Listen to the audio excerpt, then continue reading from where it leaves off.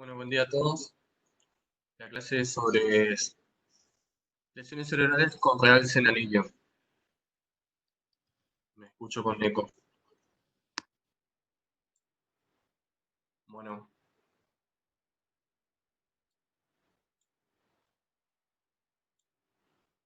el objetivo de esta clase es valorar mediante la resonancia las lesiones que presentan realce en anillo tras la administración del medio de contraste.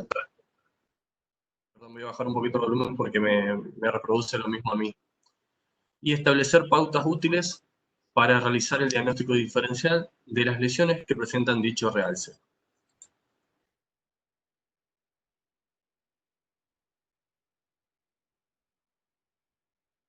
Bueno, múltiples procesos patológicos que afectan al sistema nervioso central pueden presentar con realce en anillo en secuencias ponderadas tras la administración T1, tras la administración del medio de contraste intravenoso. Las distintas etiologías, sea tumoral, inflamatoria, infecciosa o vascular, requieren un abordaje diferente. Y el conocimiento de los patrones de realce ayudan y aproximan a establecer un diagnóstico diferencial.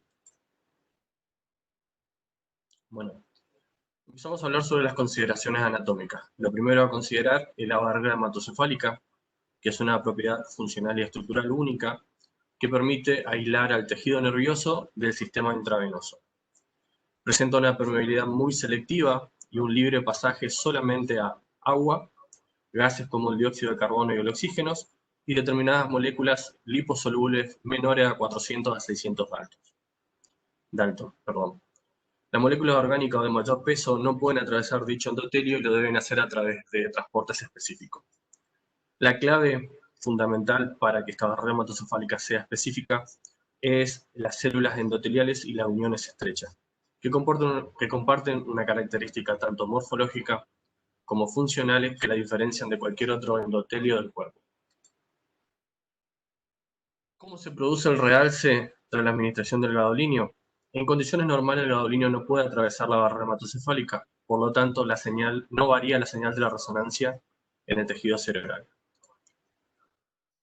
Cuando existe una alteración de la permeabilidad, el gadolinio es capaz de atravesar y por su efecto paramagnético inducir una hiperintensidad de señal en el tejido hipercaptante.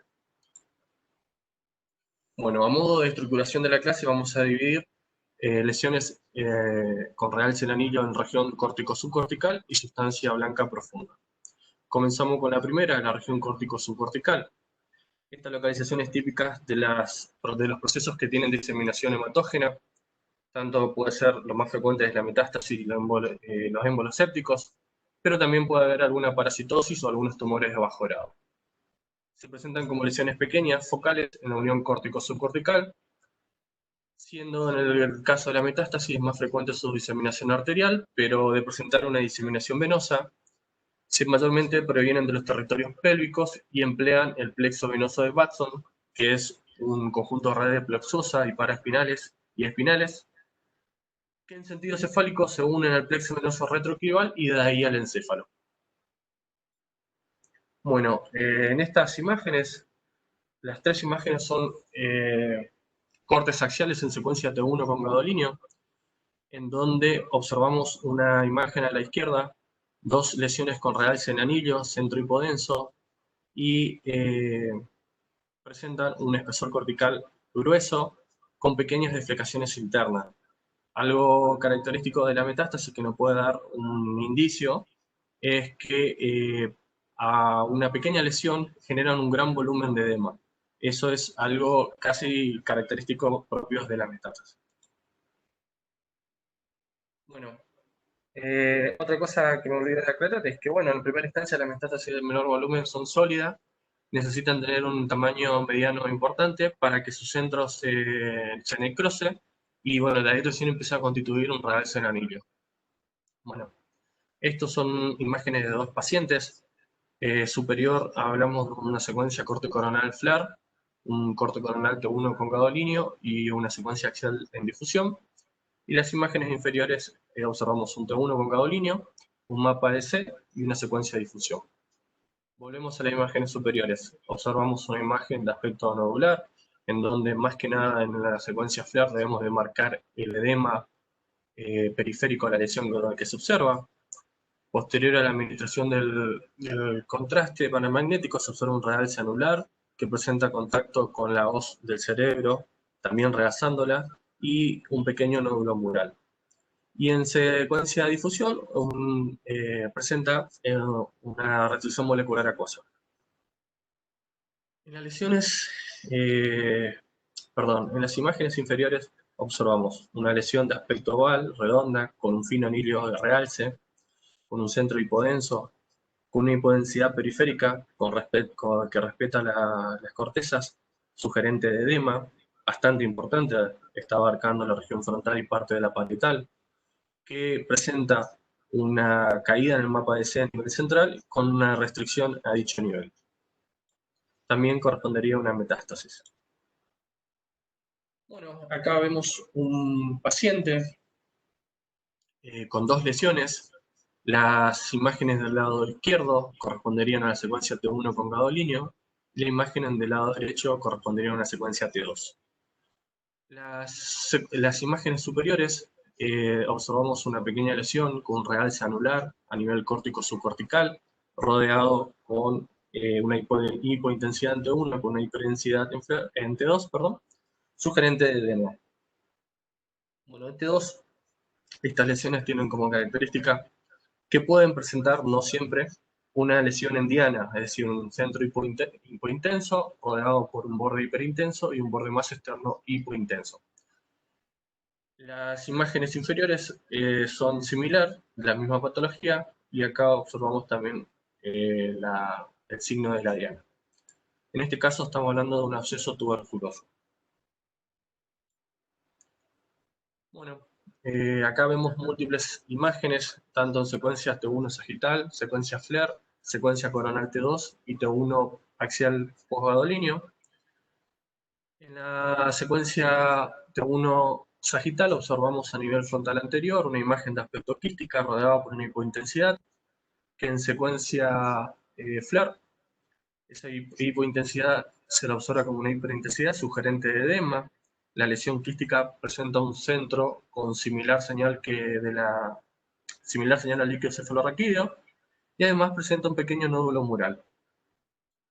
Posterior a la administración del medio de contraste, se observa un realce anular y un realce en menor medida del nódulo mural, sugerente, o también se observa otra lesión a nivel temporal, sugerente de una neurocistocercosis.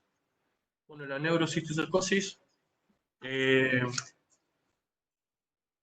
es la parasitosis más frecuente en pacientes inmunocompetentes.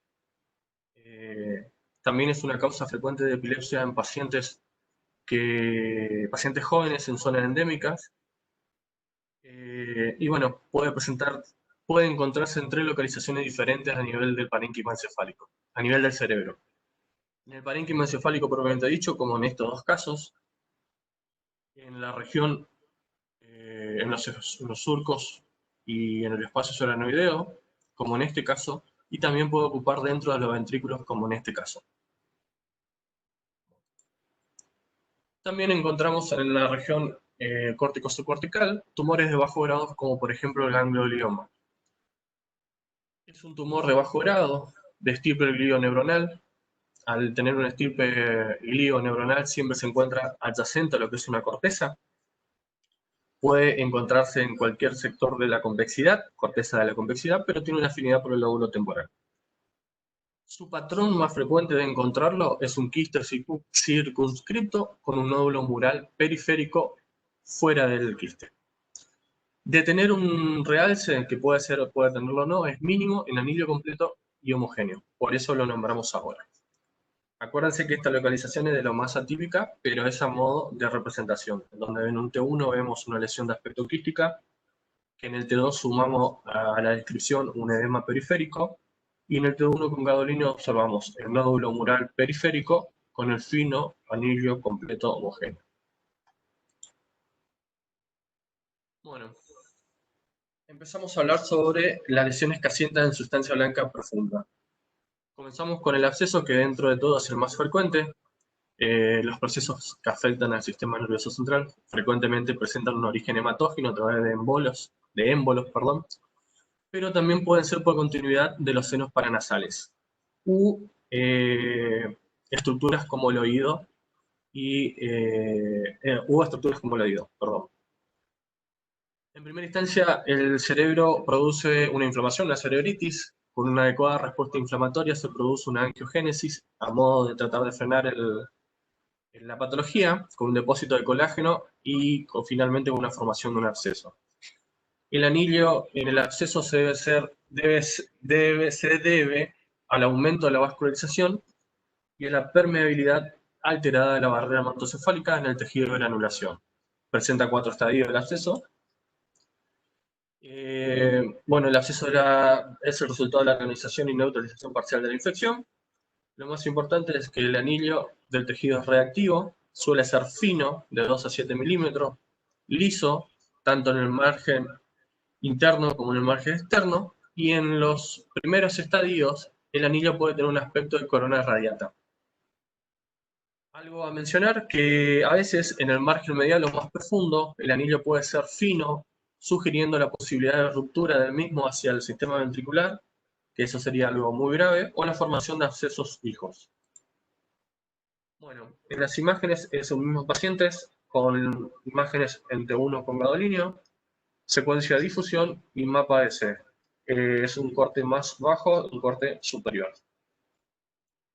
En el corte inferior observamos en adyacencia a lo que es el oído una formación hipointensa entre 1 que produce una erosión de las estructuras óseas con realce de las estructuras adyacentes, algunas en anillo, otras presentan un realce poco definido, como así también el realce de las estructuras meningias adyacentes. En un corte superior observamos un realce en anillo, asociado a lo que es también el realce meningio lateral, que en secuencia de difusión presenta una restricción molecular acuosa con una caída en el mapa de C. En este caso vemos es un absceso de origen autógeno que ha ascendido hasta generar la infección a nivel del encéfalo. Bueno, otra patología que puede generar un realce en anillo son las neoplasias primarias de alto grado. Entre ellas, la que justamente producen o se le llama necrótica. Cuando existen necrosis, frecuentemente son debidas, aunque no exclusiva, a patología maligna, pudiendo ser primaria o secundaria. La presentación típica de estas lesiones es un realce en anillo marcado, grueso, con zonas de mayores de 10 milímetros, complejo y irregular, con un margen interno deflecado, eso es algo muy importante porque nos da un indicio, y a veces el margen externo o cortical presenta un diámetro mayor que el interno del profundo, debido a que sus vasos ya neoformados derivan de una vascularización preexistente. Bueno, en este caso vemos un glioblastoma tálamo encefálico derecho, donde observamos secuencias FLAIR en el nivel inferior, superior derecho una secuencia coronal T2 y superior izquierda una secuencia T1 con gadolíneo. En las secuencias T2 y FLAIR observamos una voluminosa lesión hiperintensa con áreas líquidas en su interior, que oblitera el tercer ventrículo, también a los ventrículos laterales derecho, y desplaza las estructuras sobre la línea media. En la secuencia T1 posgadolíneo vamos a describir la imagen lateral, en donde observamos un realce en anillo completo, donde presenta un espesor cortical mayor a nivel medial que en dirección hacia la corteza, y también puede presentar pequeñas vesículas hijas, en este caso que es un tumor de alto grado. Bueno, la segunda patología en orden de frecuencia es la enfermedad desmielinizante. Dentro de la enfermedad desmielinizante la más frecuente es la esclerosis múltiple. Para ella se requiere la demostración mediante parámetros clínicos y radiológicos de su diagnóstico. Las placas de M son fácilmente reconocibles debido a que son lesiones ovaladas y hiperintensas en sustancia blanca y que típicamente se localizan perpendicular a los márgenes de los ventrículos laterales. De presentarse actividad en la enfermedad, presenta un realce tardío de las placas que dura de 2 a 6 semanas, y el anillo característico de las placas de desmielinización es débil, fino y frecuentemente incompleto. La causa de ese anillo es la inflamación, que frecuentemente es perivenular, y no existe neovascularización ni necrosis. En las imágenes observamos en las lesiones superiores un T1 con gadolinio en sus diferentes formas de realce de la lesión, donde observamos un realce completo, un realce anular con una pared fina hacia la corteza, un realce en anillo incompleto, y también puede presentar a modo de recordatorio unas lesiones infratentoriales a nivel de médula. En las imágenes inferiores observamos las diferencias de las lesiones entre una vasculitis y una esclerosis múltiple, en donde en la vasculitis observamos lesiones hiperintensas, redondas, de bordes totalmente mal definidos, que también pueden ser adyacentes entre sí, ubicadas las lesiones a nivel de sustancia blanca. Y en la esclerosis múltiple observamos, como dijimos hoy, lesiones de carácter oval perpendicular al sistema ventricular, es decir, que su eje longitudinal es mayor, es perpendicular al eje de los ventrículos, y sus localizaciones pueden ser periventricular, subcortical o yuxtacortical, más mejor dicho, y también supra e infratentoriales. Bueno,